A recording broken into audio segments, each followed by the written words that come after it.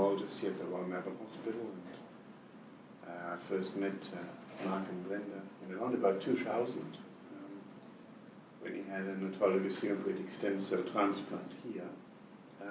Mark and Brenda, do you want to introduce yourselves? Yeah, look, I'm Mark.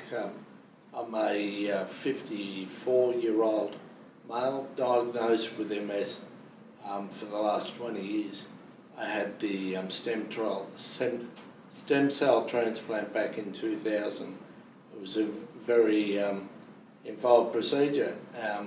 It was something I really had to do for myself, to know that I was given it every opportunity.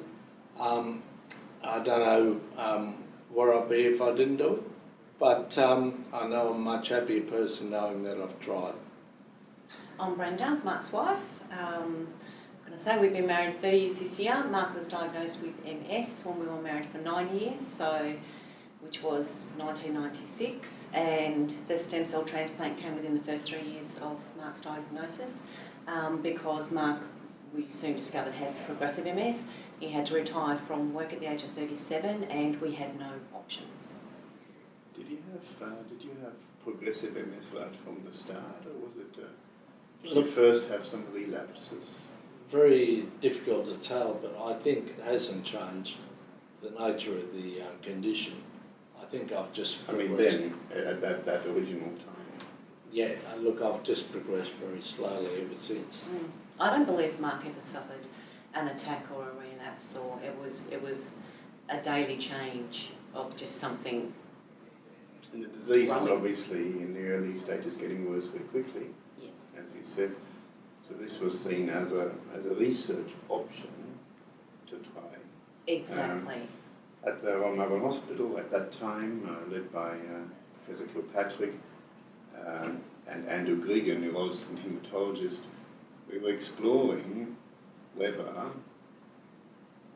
stem cell transplant would have a benefit in aggressive, progressive forms of multiple sclerosis, and ultimately 4 patients underwent the procedure, you, I think, being the second of those 4, and probably the second person in Australia to undergo the procedure.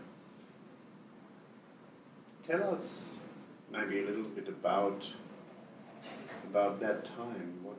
What happened to you in hospital? Look, it was really up and down experience in the hospital. Once I went on to the cyclophosphamide, which is a really serious chemotherapy agent, I became very sick very quickly.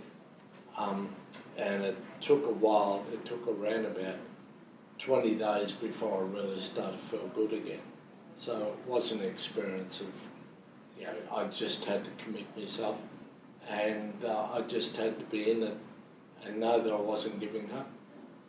What does very sick mean? Do you remember more specifically what happened to you and how you felt? Yeah, look, probably on the best of days, vomiting 3 times a day, maybe 4 or 5 times a day, severe diarrhea, and spiking very bad fevers, which are very hard to overcome. And you came down with what they call red man syndrome. So luckily that was caught in time, but it was, everything happens on a long weekend, and there was no specialist available, and they found one to bring him in, and I think that was on your birthday, actually, too.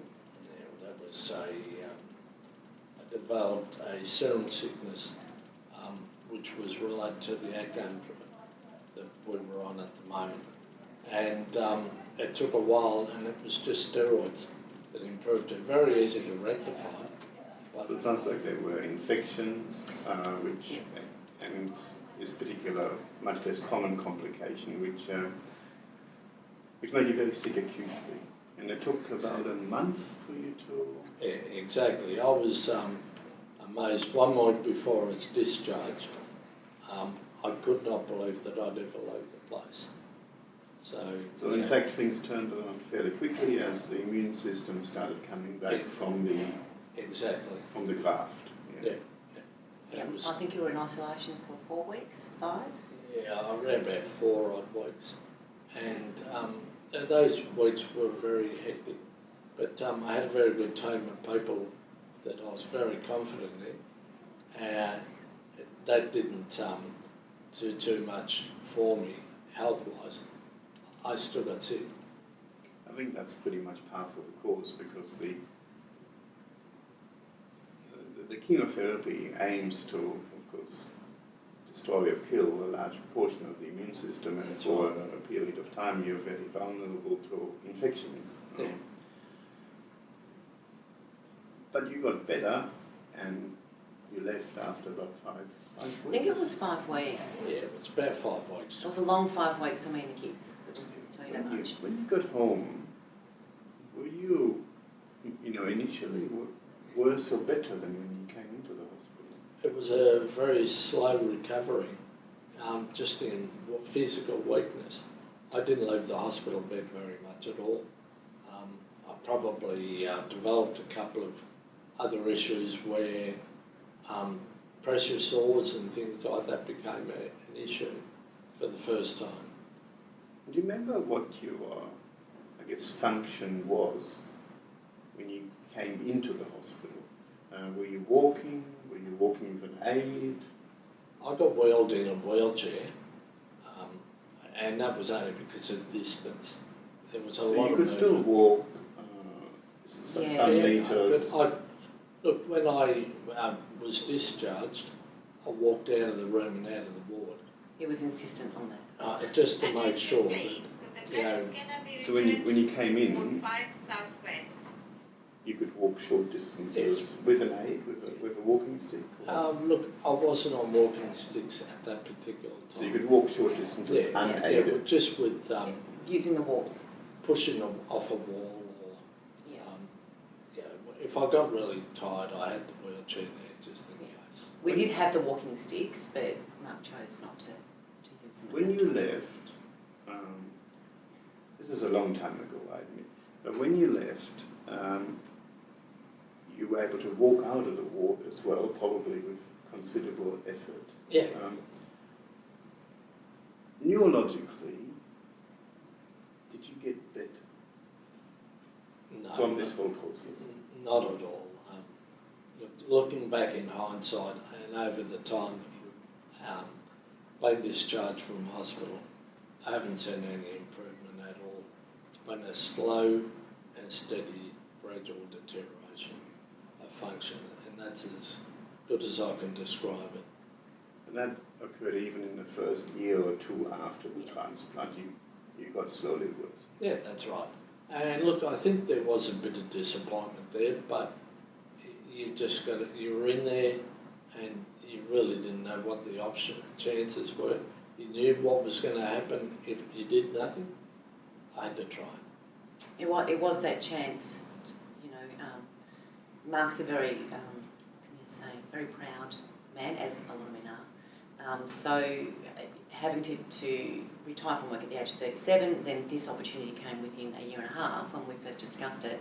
It was Mark's chance to maybe regain, the workforce and everything. And, we both felt, and it was ultimately Mark's decision, but we did discuss it, if he didn't take it, there would be nothing else. That was our fear at the time.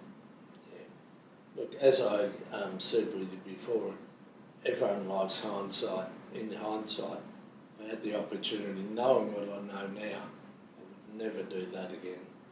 That was just too tough on the body. You mean the experience? The experience, The absolutely. physical side of what had to go on and it was really hard, because we did find out afterwards that they nearly lost Mark 3 times through the 4 weeks he was in there. And hearing that, every day thinking, am I going home to my 3 kids? Is he going to be there tomorrow? That was really, really difficult. So in hindsight, you wouldn't do it again, but you're probably still glad that you did it. Yes. Yeah. Simply because you didn't want to leave an opportunity. The not knowing is worse. Yeah. That's right. And back then there was nothing available as far as social media or anything like that goes. To research, we were working off a blank piece of paper. And you have faith in the doctors that came in and, put it on the table for you. There was no, because it was before computers, before home computers, before you know, social media, things like that, we had no reference to go by. You know, at least these days, if it was brought to us, we could do some research on it and sort of weigh the odds. Back then it was, there's this or there's nothing. Well, in fact, it was very much, I think also, you knew that it was research, that it was a trial. That's exactly right. Because, of course, we also didn't know whether this would be of benefit or not, but I think we selected people, offered this to people who were getting worse treatment. That's exactly, yeah. To this day, in fact, you know, for progressive MS, in spite of all the advances in relapsing MS, for progressive MS, we still don't actually have a definite proven treatment. It may come soon, hopefully. Yeah, very hopeful.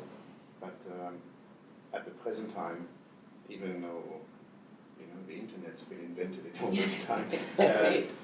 that status still hasn't changed. No, and I think that sometimes is a bitter pill to swallow when they still put this under the term trial, when the trial started 16 years ago. You know, it's and we understand and appreciate that, you know, things take time, and it's one of those hard diseases to really sort of sink your teeth into and find the answers. Well, they called all of the efforts, most of the efforts around the world, even stem cell transplants, now called trials. Mm. The reason really being is that we want to follow people up systematically, really understand what happens to them. And I think it's become much clearer to us that there's a big difference in what happens to people with progressive MS and what happens to people with relapsing remitting MS who have stem cell transplants. Mm. You know, for the people with relapsing remitting MS, if nothing else is working, can sometimes be a godsend. Mm. But I guess at least in our experience of people with progressive MS, having these transplanted just doesn't work. I would say that too. Yeah. Well, look, from personal experience, that's the only answer that I can come up with, a satisfactory one anyway. So, thank you again for agreeing to have this chat. Oh, no worries. I guess it's personal and probably a bit painful to remember all of that. Look, it's always good to go back on. I never want to forget the experience. But it was 16 years ago now, and we've just got to move on in life and try to, I'm sure that something will be, I've got to be positive. You've always been a very positive and very brave person. Thank you. He's lived with me for 30 years. That's what it has to be. Thank you again. No, Thank you. Thank you.